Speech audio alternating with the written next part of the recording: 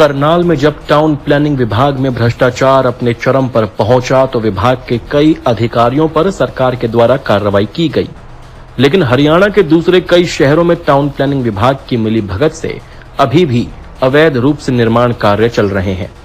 आज ऐसे ही एक बड़े मामले को हम आपके सामने लेकर आए हैं। मामला कुरुक्षेत्र का है और इसका जुड़ाव रोहतक के एक बड़े करौंथा कांड के जन्मदाता रामपाल महाराज से जुड़ा है। दरअसल रामपाल महाराज अभी जेल में हैं, लेकिन उनके नाम पर कुरुक्षेत्र में एक अवैध निर्माण कार्य चल रहा है। जिस जगह पर यह अवैध निर्माण कार्य चल रहा है उसको सतलोक आश्रम का नाम दिया गया है। लगभग 4 एकड़ में यह आश्रम बनाया जा रहा है।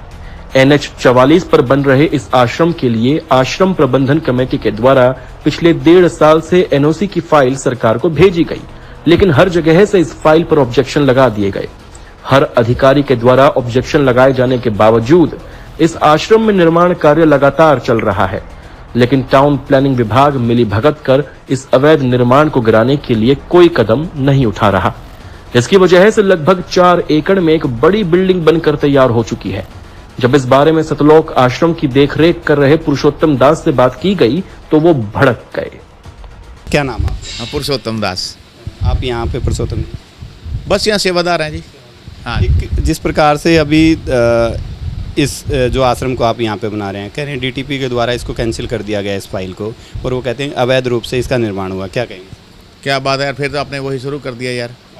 क्या मैंने आपको कहा था, अभी मेरे को जब पूरा नहीं पता इस बारे में, फाइल हमारी जहाँ भी है, आप पहले वैसे ही पहले वो शुरू कर दिया आपने, फिर वही आपका कोई काम नहीं। और बहुत अच्छे काम है, करो ये तो चल बन गया तो दुनिया को सहारा है, ठीक है ना। आते जाते रोटी खाते हैं, बना रख लेते हैं, सत्संग सुनते हैं।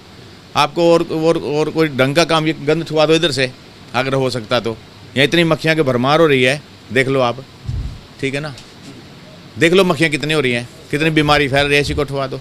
हम तो सिर्फ कानूनी तौर पे कह रहे हैं कि उन्होंने कहा कि यहाँ पर ये निर्माण नहीं हो सकता था, लेकिन अवैध तौर पे किया गया। हमें नहीं पता आप यहाँ अच्छे काम करें, हमने कब मना किया आपको? सिर्फ हम तो एक निर्माण की बात करें। नहीं, हमारी फाइल लगी हुई है।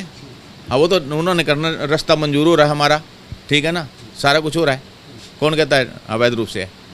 रास्ता मंजूर हो रहा है, CLU के लिए फाइल लगी हुई है, ठीक है। जब बात कर ले आप DTP से, वो यही कहते हैं कि कोई भी निर्माण कार्य है बिना CLU के शुरू नहीं होना चाहिए था। नहीं, ऐसा कुछ नहीं है। ये पहले बना हुआ हमारा, जैसे भी उसमें बाद में उन्होंने वो फाइल जो बनाई है दे रखी है, हो जाएगा। जिस जगह पर अवैध रूप से ये अवैध निर्माण किया जा रहा है, अगर उसकी विभाग द्वारा जारी रिपोर्ट देखें तो यह क्षेत्र GT रोड की ग्रीन बेल्ट क्षेत्र में आता है, और वहीं इस क्षेत्र का कुछ हिस्सा कुरुक्षेत्र के लिए प्रस्तावित इंडस्ट्रियल एरिया में भी आता है। इतना ही नहीं, इस क्षेत्र में सरस्वती ट्रेन का एक बड़ा प्रोजेक्ट भी बनना प्रस्तावित है। रिपोर्ट में यह भी साफ लिखा गया है कि इस प्रकार के निर्माण कार्य को कुछ फीस जमा करवाकर भी NOC नहीं दी जा सकती। अब ऐसे में बड़ा सवाल ये उठता है कि NH 44 के बिल्कुल सामने जिस तरह से ही ये अवैध निर्माण किया जा रहा है, क्या इस पर किसी प्रशासनिक अधिकारी की नजर नहीं पड़ी?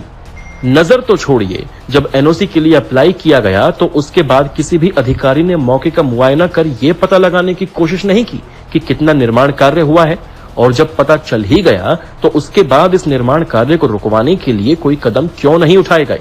आपको याद होगा कि कुछ समय पहले सोनीपत में हरियाणवी कलाकार अनु कादियान की फिल्म सिटी को इसलिए गिरा दिया गया था क्योंकि उसकी NOC नहीं थी। लेकिन रामपाल महाराज के मामले में इस प्रकार की कार्रवाई जब विभाग द्वारा नहीं की जाए तो सवालिया निशान तो खड़े होंगे ही। इसमें यह सवाल भी उठता है कि प्रशासन पर ऐसा कौन सा दबाव है जिसके चलते पूरी जानकारी होने के बावजूद कार्रवाई नहीं की गई, या फिर प्रशासन की मिलीभगत थी जो इस अवैध निर्माण को शह दे रही है।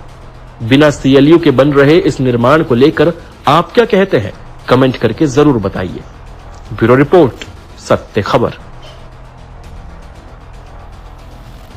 सत्य, सटीक, बेबाक।